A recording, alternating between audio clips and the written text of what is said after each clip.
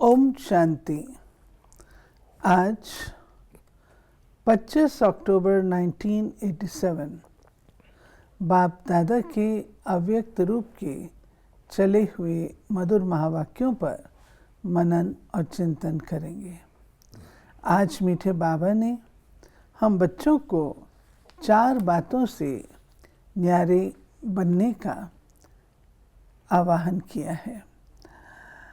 बाबा बोले, कमल आसनधारी, न्यारे और बाप के प्यारे, सदा माया जीत, प्रकृति जीत, सदा फॉलो फादर करने वाले और वफादार बच्चे, ऐसे बच्चे बाप के स्नेह का पात्र बनते हैं। तो माया जीत, प्रकृति जीत बनाने वाले बाप दादा अपने वत्सों प्रति बोले। आज बाप दादा अपने सर्व कमल आसनधारी श्रेष्ठ बच्चों को देख रहे हैं। कमल आसन ब्राह्मण आत्माओं की श्रेष्ठ स्थिति की निशानी है। आसन स्थित बैठने का साधन है। यानी आसन स्थित बैठने का साधन है। ब्राह्मण आत्माएं कमल स्थिति में स्थित रहती, इसलिए कमल आसनधारी कहलाती हैं। यानी बाबा हमको कह रहे हैं कि आप कमल फूल जैसे न्यारे स्थिति में रहो। और हठ योगियों ने एक पद्म आसन होता है, पद्म कमल को ही कहते हैं, वो टांगों में पैर डाल करके बैठते हैं, तो उसको वो पद्म आसन करते हैं हठ योगी। लेकिन बाबा कहते हैं मैंने ये कहा है कि कमल फूल समान स्थिति में बैठ रहो। जैसे ब्राह्मण सो देवता बनते हो, ऐसे आसनधारी सो सिंहासनधारी बनते हैं। अच्छा, हाँ। आसनधारी सो सिंहासनधारी बनते हैं। जितना समय बहुकाल व अल्पकाल कमल आसनधारी बनते हैं, उतना ही बहुत काल व अल्पकाल राज्य सिंहासनधारी बनते हैं। सीधा सीधा हिसाब है। कमल आसन विशेष ब्रह्मा बाप समान अति न्यारी और अति प्यारी स्थिति का सिंबल है। आप ब्राह्मण बच्चे फॉलो फादर करने वाले हो, इसलिए बाप समान कमल आसनधारी हो। अति न्यारे की निशानी है, वो बाप और सर्व परिवार के अति प्यारे बनेंगे। हाँ, ये भी क्लियर होना चाहिए कि न्यारे की क्या निशानी है, क्योंकि न्यारे के तो लोग कई अर्थ ले लेते हैं कि सारी दुनिया में जैसे उदासी साधु होते हैं कि किसी चीज़ में इंटरेस्ट नहीं लेना, तो बाबा कहते हैं न्यारे की ये निशानी नहीं है। बाप के और परिवार से, सारे परिवार से प्यारे और बाप से भी प्यारे, ये है दुनिया से न्यारे की निशानी। अति न्यारे की निशानी वो बाप और सर्व परिवार के अति प्यारे बनेंगे। न्यारापन अर्थात चारों ओर से न्यारा। पहला, अपनी देह भान से न्यारा।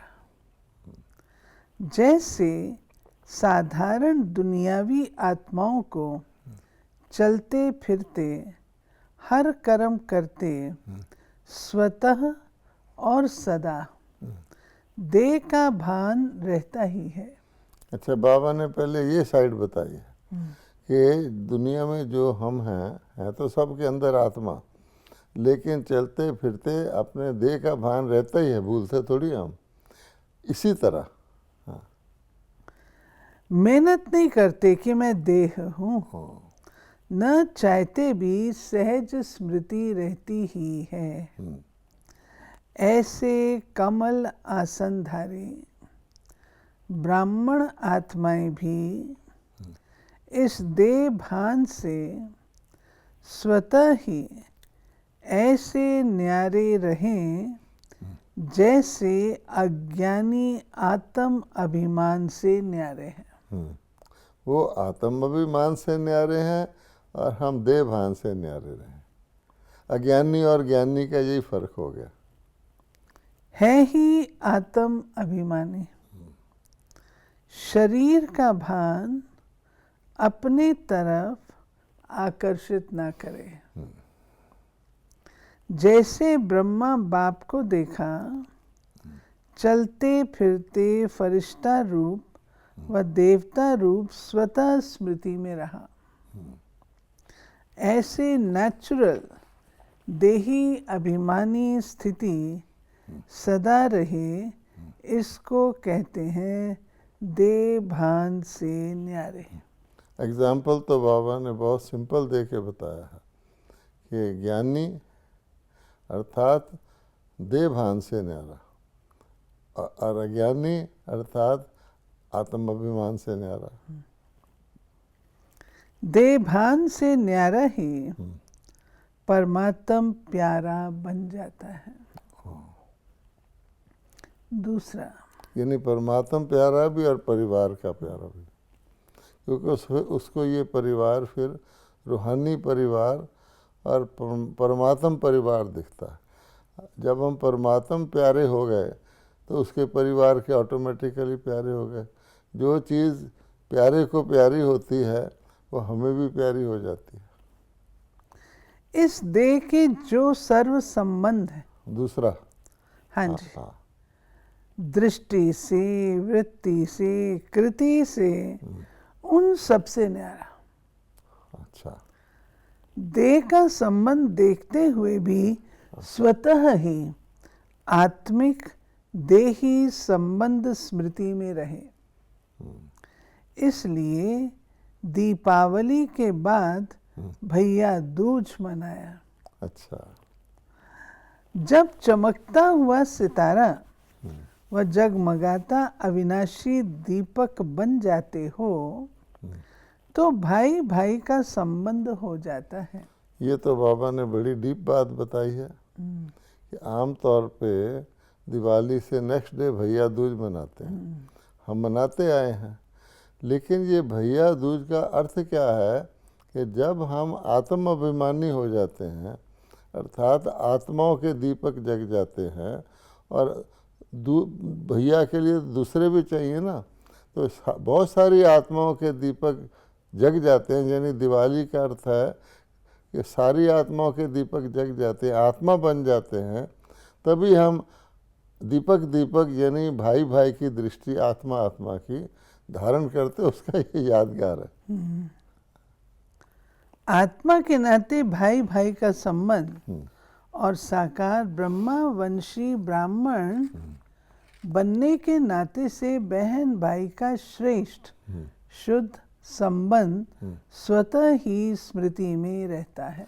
जब भाई भाई का पक्का होगा तभी बहन भाई का पक्का, क्योंकि आत्मा के नाते से भाई भाई और शरीरों के नाते से मेल फीमेल बहन भाई। तो न्यारापन अर्थात देह और देह के संबंध से न्यारा, क्योंकि फिर देह देख रहे हैं, संबंध भी देख रहे हैं, वो रूहानी हो जाएगा।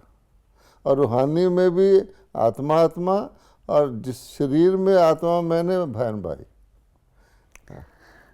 तीसरा, देह के विनाशी पदार्थों में भी न्यारापन।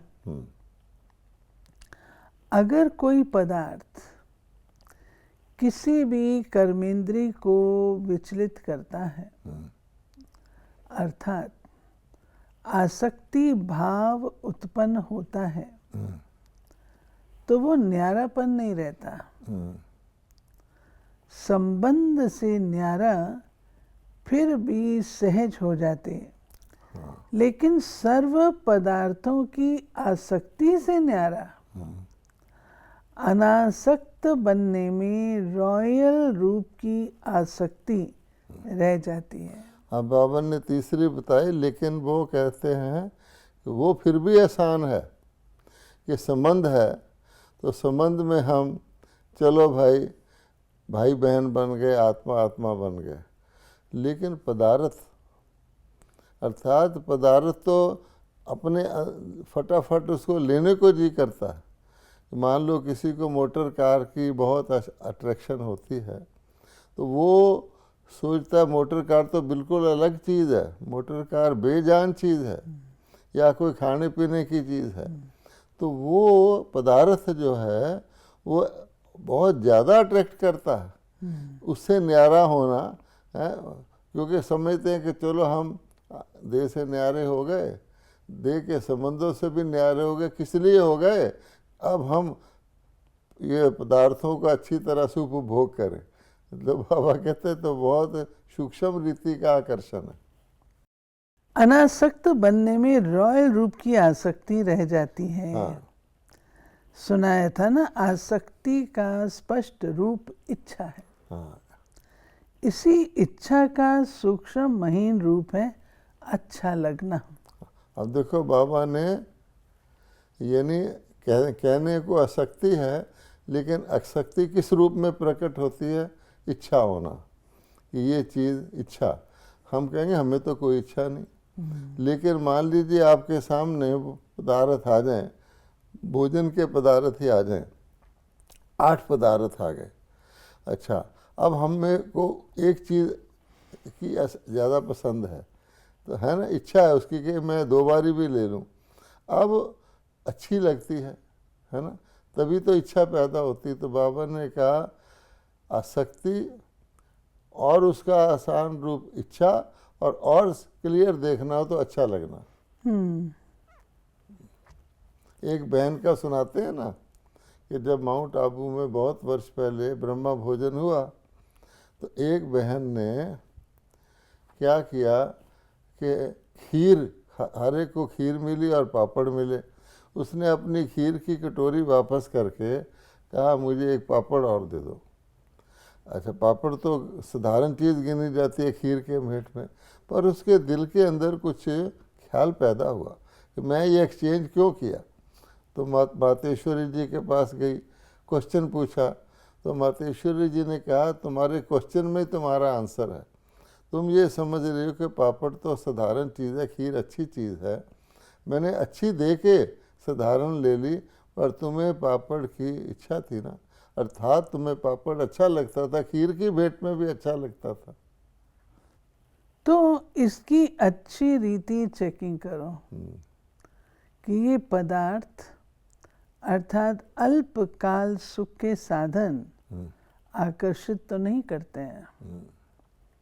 कोई भी साधन समय पर प्राप्त न हो तो सहज साधन अर्थात सहज योग की स्थिति डगमग तो नहीं होती है। हाँ, यानी साधना में डिस्टर्बेंस तो नहीं आती, क्योंकि हम समझते हैं हम बहुत बड़ा पुरुषार्थ कर रहे हैं, देह से न्यारे हो रहे हैं, देह के संबंधों तक हमने छोड़ दिए हैं, यानी मान लो लौकिक से अलौकिक तक हो गए। ये तो छोटी सी बात है, चलो है थोड़ा सा पदार्थ ले ही लो, डबल ले लो, मैं तो बहुत बड़ा पुरुषार्थ कर रहा हूँ। पर बाबा कहता है ये संबंधों को छोड़ने के बाद भी ये आसक्ति तो लटकी हुई है। कोई भी साधन के वश आदत से मजबूर तो नहीं होते हैं, क्योंकि ये सर्व पदार्थ अर्थात साधन प्रकृति के साधन हैं। तो आप प्रकृति जीत अर्थात प्रकृति के आधार से न्यारे कमल आसनधारी ब्राह्मण हो। जब बाबा प्रकृति जीत कहते हैं तो हमारे मन में आता है कि शायद ये मिट्टी जो है, ये हवा जो है, ये अग्नि जो है, इसको मैंने जीतना है ना। अग्नि परीक्षा सुनी हुई है कि कोई व्यक्ति अग्नि से पार हो जाए वो प्रकृति जीत होगा, है। हवा है कि चलो भाई मैं पंखा नहीं चलाता, गर्म हवा आ रही है, मैं प्रकृति जीत हूँ। बाबा कहते हैं ऐसी ऐसी बातें हम सोचते हैं। अच्छा चलो पानी है, कोई बात नहीं, ठंडा पानी से नहा लेता हूँ, गर्म नहीं हुआ तो मैं प्रकृति जीत हूँ। बाबा कहते हैं ये जो बहुत आसान सी बात है कि कोई भी पदार्थ प्रकृति का बना हुआ है, इतने सारे पदार्थों से तुम जीत गिन रहे हो और ये छोटा सा जो तुम्हारे पास है इसके तुम्हें आसक्ति है, तो प्रकृति जीत का यही टेस्ट है। एक छोटा सा पापड़ भी आपको प्रकृति जीत बनने से रोक सकता। तो आप प्रकृति जीत अर्थात प्रकृति के आधार से न्यारे कमल आसनधारी ब्राह्मण हो, माया जीत के साथ साथ प्रकृति जीत भी बनते हो। जैसे माया जीत बनते हो तो माया बार बार भिन्न भिन्न रूपों में ट्रायल करती है कि मेरे साथी माया जीत बन रहे हैं, तो भिन्न भिन्न पेपर लेती है। प्रकृति का पेपर है साधनों द्वारा आप सभी को हलचल में लाना। हमने जैसे देखा पानी है, हमने देखा है जो विदेश के भाई बहन दूर दूर रहते हैं वो इसकी बहुत बहुत गहरा अभ्यास करते हैं।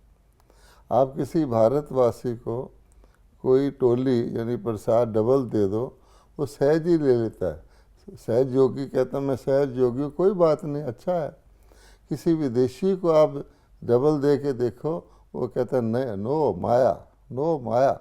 वो कहता है कि मैंने डबल लेना, उसको खास ध्यान रहता है क्योंकि दूर है ना, उसको बहुत प्रसारित करता है, नो माया, वो दूसरा नहीं लेगा। अभी ये कोई बड़ा पेपर नहीं आया, हाँ, लेकिन पानी से बने हुए साधन, अग्नि द्वारा बने हुए साधन, ऐसे हर प्रकृति के तत्वों द्वारा बने हुए साधन मनुष्य आत्माओं के जीवन का अल्पकाल के सुख का आधार है। अब जैसे अग्नि से बना हुआ साधन, किसी को सब्जी ठंडी दे दो, हैं, तो वो क्या कहेगा, भाई ठंडी है, गर्म करके लाओ, क्योंकि अग्नि से बना हुआ साधन है। अच्छा पर चांस थोड़ी ठंडी भी हो गई, अगर मैंने प्रकृति जीत बनना है तो मुझे अग्नि जीत भी बनना है, तो मैं उसको ठंडी को भी बोलूँ ना, ठंडी को स्वीकार कर जाऊँ, तो बात ठीक है ना। कहते हैं, एक कथा आती है कि एक गुरुजी अपने शिष्य के साथ, दो शिष्यों के साथ किसी सेठ ने उनको भोजन पर बुलाया, तो वहाँ खीर बनी थी। अच्छा अब जब खीर बनी तो गुरुजी ने को पहले दी गई, तो गुरुजी ने खा ली, बोले ये खीर बहुत ही अच्छी है, सारी मैं ही खाऊंगा, मेरे शिष्य विष्य किसी को नहीं देना। वो खुश तो हुए कि गुरुजी को खीर बहुत पसंद है, पर ये शिष्यों को दे ही नहीं रहे, वो जितनी खीर थी सारी खा गए। अच्छा अब सब हैरान, तो भाई गुरुजी ने ऐसा किया सारी खीर खा गए। नॉर्मली व्यक्ति अपने साथियों का इनको भी दे दो, थोड़ी सी तो दे दो, कितनी भी अच्छी हो। तो बाद में पता लगा कि उस खीर में चीनी थी ही नहीं, फीकी थी।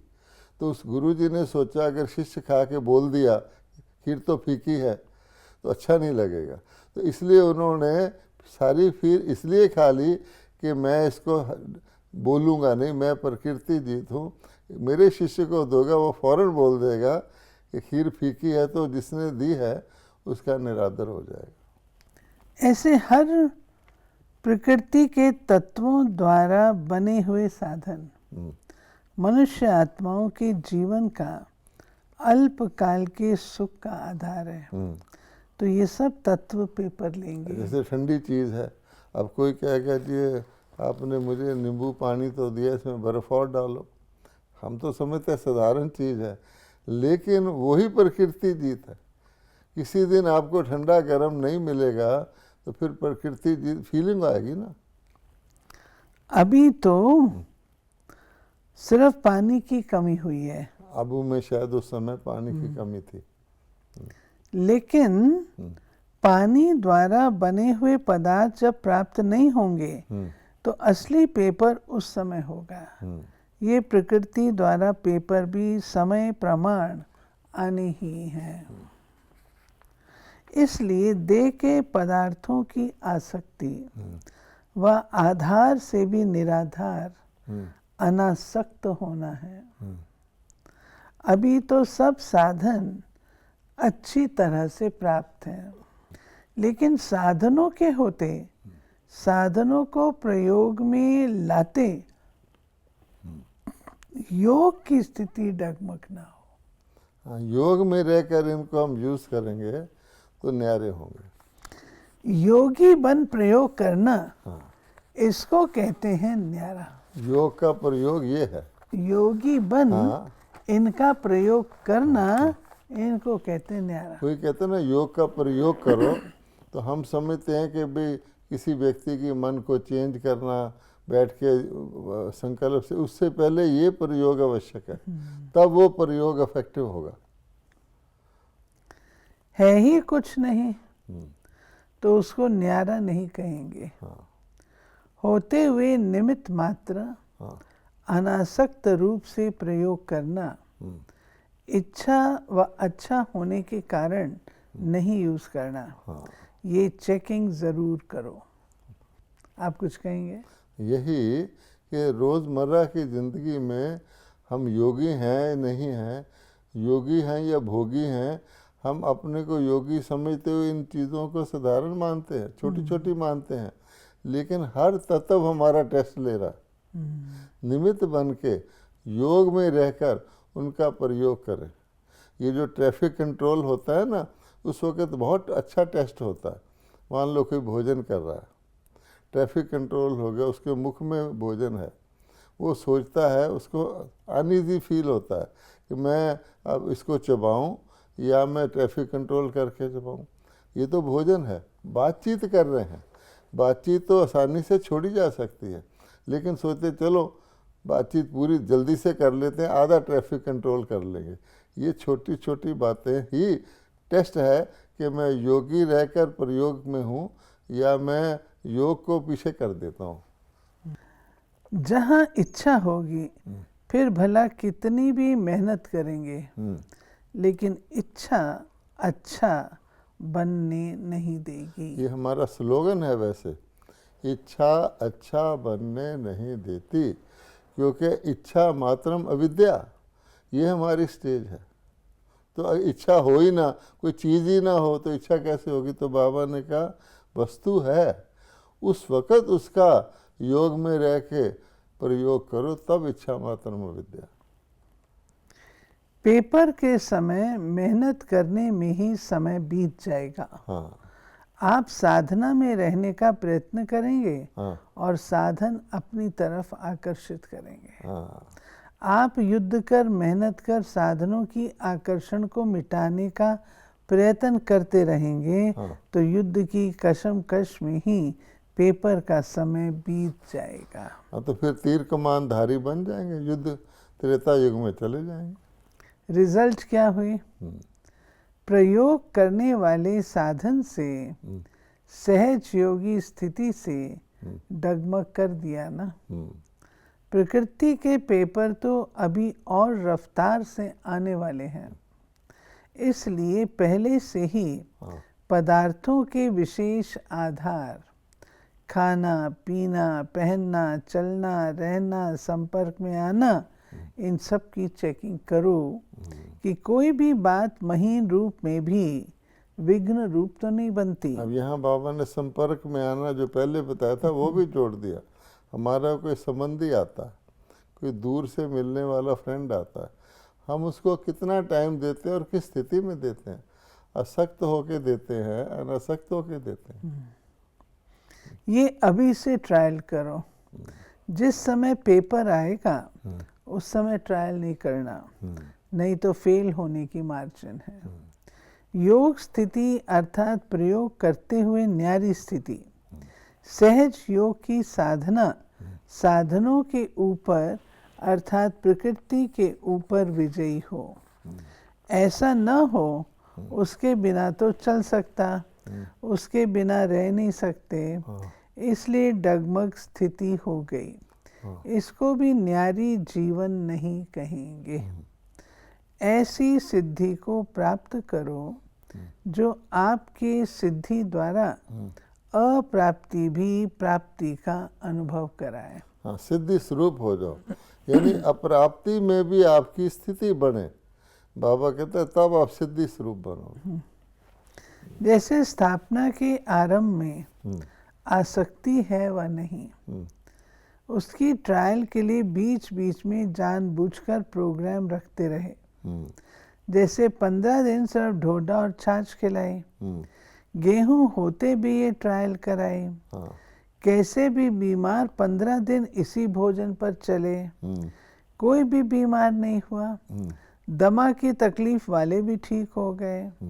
नशा था कि बाप दादा ने प्रोग्राम दिया है। जब भक्ति में कहते हैं विष भी अमृत हो गया, ये तो छाछ थी। निश्चय और नशा हर परिस्थिति में विजयी बना देता है। तो ऐसे पेपर भी आएंगे, सूखी रोटी भी खानी पड़ेगी। अभी तो साधन है, कहेंगे दांत नहीं चलते, हजम नहीं होता, लेकिन उस समय क्या करेंगे? जब निश्चय नशा योग की सिद्धि की शक्ति होती है, तो सूखी रोटी भी नरम रोटी का काम करेगी, परेशान नहीं करेगी। आप सिद्धि स्वरूप की शान में हो तो कोई भी परेशान नहीं कर सकता। बाबा कहता अपनी शान में रहो तो कोई परेशान नहीं कर सकता। आप शान से परे हटते हो, मैं योगी नहीं हूँ, या अपने निश्चय में डगमग होते हो, तब परेशान होते हो।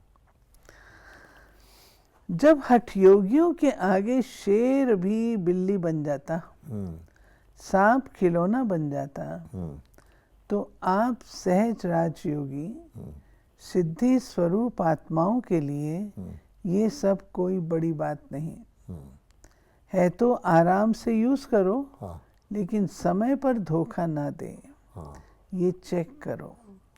परिस्थिति स्थिति को नीचे न ले आए। ये अंडरलाइन करने की बात है, कोई भी परिस्थिति मेरी स्थिति को नीचे ना लाए। जैसे अंगद ने पांव रख दिया था। देह के संबंध से न्यारा होना सहज है, लेकिन देह के पदार्थों से न्यारा होना, इसमें बहुत अच्छा अटेंशन चाहिए। फिर चौथा, पुराने स्वभाव संस्कार से न्यारा बनना। पुरानी देह के स्वभाव और संस्कार भी बहुत कड़े हैं। माया जीत बनने में ये भी बड़ा विघ्न रूप बनते हैं। कई बार बाप दादा देखते हैं, पुराने स्वभाव संस्कार रूपी सांप खत्म भी हो जाता, लेकिन लकीर रह जाती है, जो समय आने पर बार बार धोखा दे देती। ये कड़े स्वभाव और संस्कार कई बार इतना माया के वशीभूत बना देते हैं, जो रॉन्ग को रॉन्ग समझते ही नहीं। महसूसता शक्ति समाप्त हो जाती है। इससे न्यारा होना, इसकी भी चेकिंग अच्छी तरह चाहिए। जब महसूसता शक्ति समाप्त हो जाती है, तो और ही एक झूठ के पीछे 1000 झूठ अपनी बात को सिद्ध करने के लिए बोलने पड़ते हैं। इतना परवश हो जाते हैं। अपने को सत्य सिद्ध करना, ये भी पुराने संस्कार के वशीभूत की निशानी है। एक है यथार्थ बात स्पष्ट करना, दूसरा है अपने को जिद से सिद्ध करना। जिद से सिद्ध करने वाले कभी सिद्धि स्वरूप नहीं बन सकते। ये नोट करने की बात है। ये भी चेक करो कि कोई भी पुराना स्वभाव संस्कार अंश मात्र भी छिपे हुए रूप में रहा हुआ तो नहीं है। इन 4 ही बातों से न्यारा जो है उसको कहेंगे बाप का प्यारा, परिवार का प्यारा। ये थी प्यारे बाबा की आज की मुरली, जिसमें बाबा ने विस्तृत रूप से न्यारा और प्यारा बनने का हम बच्चों को ज्ञान दिया। ओम शांति। ओम शांति। ये मुरलियाँ तो मज़ेदार होती हैं।